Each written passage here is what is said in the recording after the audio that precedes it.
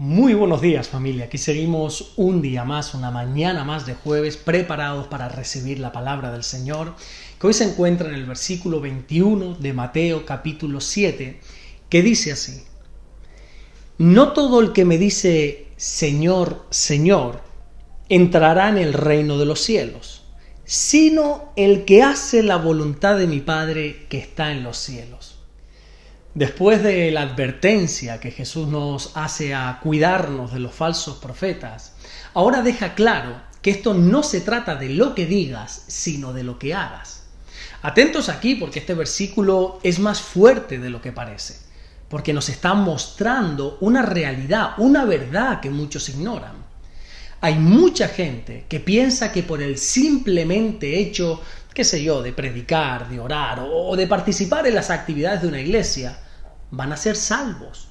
Y sin embargo Jesús nos está diciendo que no, que aquí no se trata de decir Señor, Señor, que aquí no se trata ni de predicar, aquí no se trata de nada de eso, aquí de lo que se trata es de cumplir con la voluntad de Dios.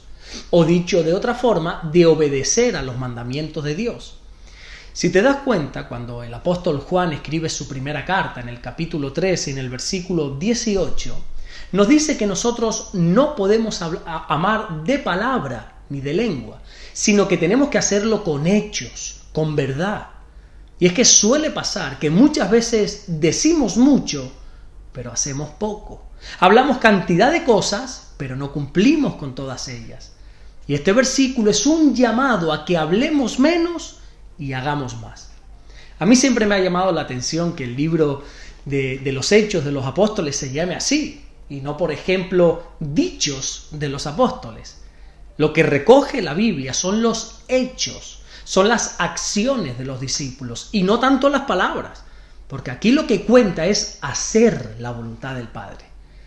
¿Cuánta gente conocemos que dice creer en Dios, que dice que ora todos los días en su casa, pero que sin embargo llevan una vida totalmente contraria a lo que Dios manda y ordena en su bendita palabra? Pues a este tipo de gente van dirigidas estas palabras. Esto me hace recordar hace tiempo atrás cuando, le estaba compartiendo, estaba hablando con un joven que yo le estaba diciendo: oye, mira, tienes que alejarte de ese estilo de vida que estás llevando, hombre. Tienes que dejar de salir todos los fines de semana de fiesta y emborracharte. Y este joven, ni corto ni perezoso, me respondió: yo sé que Diosito me cuida, yo sé que el Señor está conmigo. Y bueno, yo no voy a poner en duda ni que el Señor le cuide, ni que el Señor esté con él o no. Pero lo que está claro es que aquí no se trata de que tú simplemente le llames Señor, sino que aquí se trata de hacer su voluntad. Y aquí surge, yo creo que la gran pregunta: ¿cuál es la voluntad del Padre para mí? Bueno, pues principalmente la que se encuentra en la primera carta que Pablo le escribe a los tesalonicenses, en el capítulo 4 y en el versículo 3, cuando dice que la voluntad de Dios para nosotros es nuestra santificación. Dios no desea tanto que le llames Señor, sino que vivas en santidad. Esa es la voluntad de Dios para tu vida, que te apartes de todo tipo de pecado que te está robando la comunión con Él, que te alejes de una vida desordenada, que comiences a llevar una vida que agrade a Dios en todo para que puedas vivir en santidad, que te puedas arrepentir de tus pecados, y no solamente arrepentirte de ellos, sino apartarte de ellos. Entendamos algo: decir Señor, Señor, pero no cumplir con la voluntad del Señor es un acto de hipocresía. O más que de hipocresía, es un acto de autoengaño hacia uno mismo.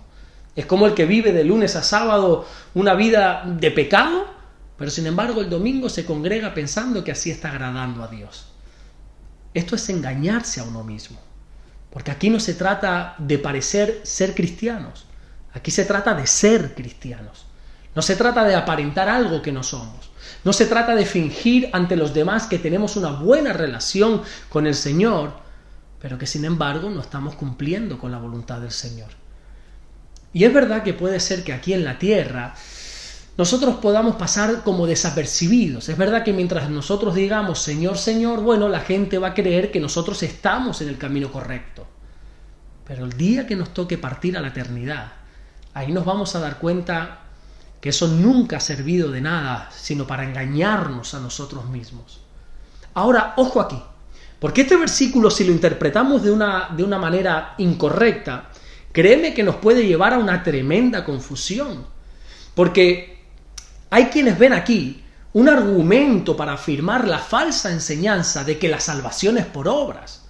Esta gente afirman que Jesús, lo que aquí está diciendo, es que el que no obra conforme a la voluntad del Padre no va a ser salvo.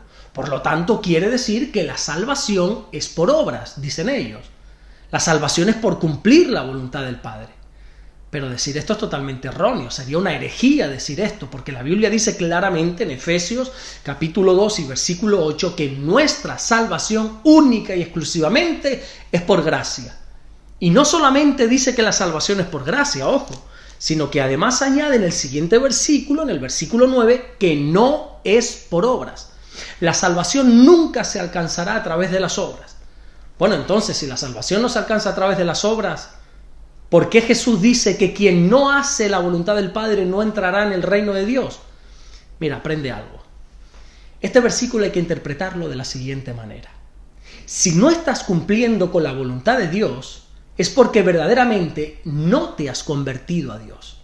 Este versículo no quiere decir en ningún momento que cumpliendo con la voluntad de Dios soy salvo, sino que si no cumplo con la voluntad de Dios es porque no soy salvo. Es porque no he tenido un verdadero encuentro con Jesús. ¿Puedes comprender la diferencia? Nunca jamás podemos pensar que la salvación se trata de hacer, porque el único que hace por nuestra salvación se llama Jesús.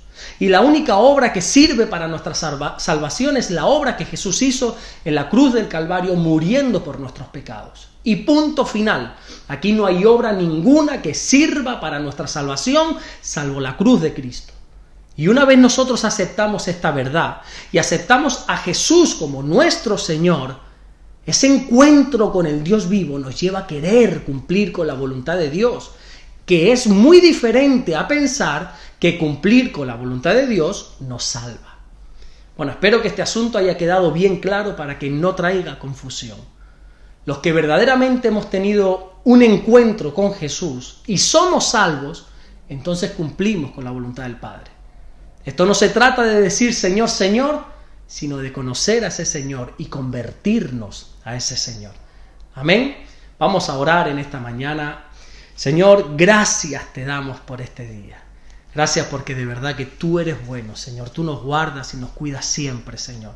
Te queremos bendecir desde primera hora y pedirte que nos guardes, Señor, que nos acompañes en cada segundo de este día y que tú pongas tu mano sobre nosotros, Señor.